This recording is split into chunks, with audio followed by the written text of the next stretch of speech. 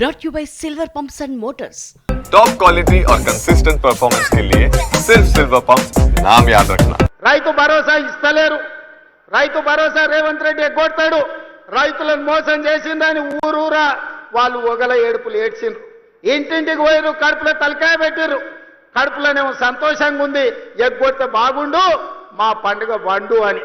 కానీ ఆనాడు తుమ్మల నాగేశ్వరరావు గారిని, బట్టు విక్రమార్క గారిని, మంత్రివర్గ సభ్యులందరినీ పిలిచి పేదలకు రైతు భరోసా చెయ్యాలి, 9 రోజుల్లో 9,000 కోట్లు, 1,49,00,000 మంది రైతులకు, ఈ రోజు మన 1,49,00,000 ఎకరాలకు 70 లక్షల మంది రైతులకు 9,000 కోట్లు రైతు భరోసా ఖాతాలో 9 రోజుల్లో వేసి రైతుల కళ్ళల్లో సంతోషం చూసినాం.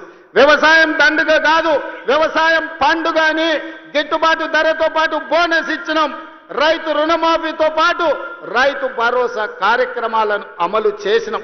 మీరు పండించండి, మీరు పండించిన చివరి గింజ వరకు కొనుగోలు చేస్తాం, 500 రూపాయల బోనస్ ఇస్తామని చెబితే 1 సంవత్సరం తిరిగే లోపలనే 2,85,00,000 మెట్రిక్ టన్నుల వడ్లు పండించి భారతదేశంలోనే తెలంగాణ రాష్ట్రం నెంబర్ 1 గా నిలబడి ఈరోజు దేశమే తలెత్తుకునే విధంగా వరి ధాన్యాన్ని ఉత్పత్తి చేసిన రాష్ట్రం తెలంగాణ ఉన్నది అని అంటే ఈరోజు మన రైతుల యొక్క కృషి, కాంగ్రెస్ ప్రభుత్వం యొక్క ప్రయత్నం అని చెప్పి నేను ఈరోజు చెప్పదలుచుకున్న మిత్రులారా. అందుకే మిత్రులారా, ఈరోజు రైతులు సంతోషంగా ఉన్నప్పుడే, రైతును రాజును చేసినప్పుడే ఇందిరమ్మ ఆత్మ శాంతిస్తుంది, సోనియమ్మ ఇచ్చిన తెలంగాణ ఒక పండుగ జరుపుకుంటుంది. దానికోసమే మిత్రులారా, రైతులకు సంబంధించిన రైతు భరోసా కావచ్చు, రైతు రుణమాఫీ కావచ్చు, కనీస మద్దతు ధర కావచ్చు, సన్న బియ్యం కావచ్చు, రేషన్ కార్డు కావచ్చు.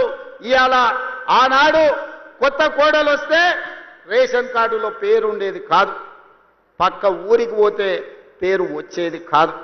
ఇవాళ అందుకే ఉత్తమ్ కుమార్ రెడ్డి గారు మేమందరం ఆలోచన చేసి దాదాపుగా 26 లక్షల మందికి ఇవాళ రేషన్ కార్డుల పేర్లు మార్చుకునే అవకాశం ఇచ్చినాం.